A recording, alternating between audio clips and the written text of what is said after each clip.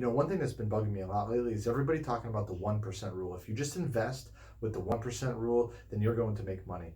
And it's just complete BS. And I'm going to show you exactly why. And just in case you don't know, 1% rule means that for whatever the price of the property is, the monthly rent is 1%. So if you buy a $100,000 house, your monthly rent should be $1,000 or more. And I'm going to show you why this is complete BS. Let's say you buy a $100,000 house. And let's just say that your rent is $1,000. Now we know that your expenses are going to be around 50% of that over the long term. Sure, first year maybe it's lower, maybe 1 year it's a lot higher. You got to replace HVAC or a roof or something, and then other years it'll be low, but it should balance out around 50%. So we know that your income is 1,000, and we know your expenses are going to be around 500 on average. That leaves you $500 in cash flow. But if you're going to finance this property, you're not paying it all cash. So we got to subtract that out. Now I got $80,000 loan, so you pay 20% down.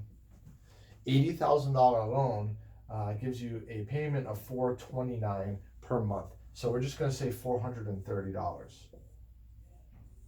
That leaves you $70 a month. And I tell you right now, $70 a month on a single family home is nothing. $70 is a couple of light bulbs or having to pay the lawn guy an extra time or whatever it is. This is nothing. You should not be investing at the 1% rule. It just doesn't work.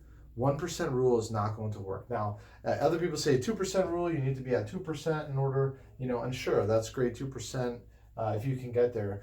The reality is you're probably in this market not going to find things that work at 2%, which would mean that your monthly rent should be $2,000. You can find that in some really cheap, kind of crappy neighborhoods right now. But reality, you should be somewhere in between, above the one.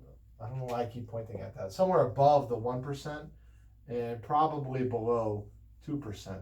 So 1.5, maybe even 1.3% or whatever, something in that range.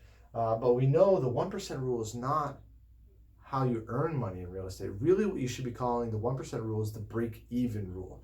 If it's at 1%, you can probably break even.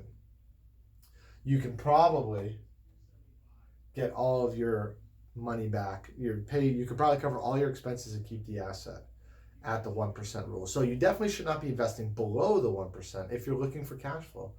But if you're just looking for something at 1%, you're setting yourself up for failure for only earning $70 a month. It's just not going to work for you.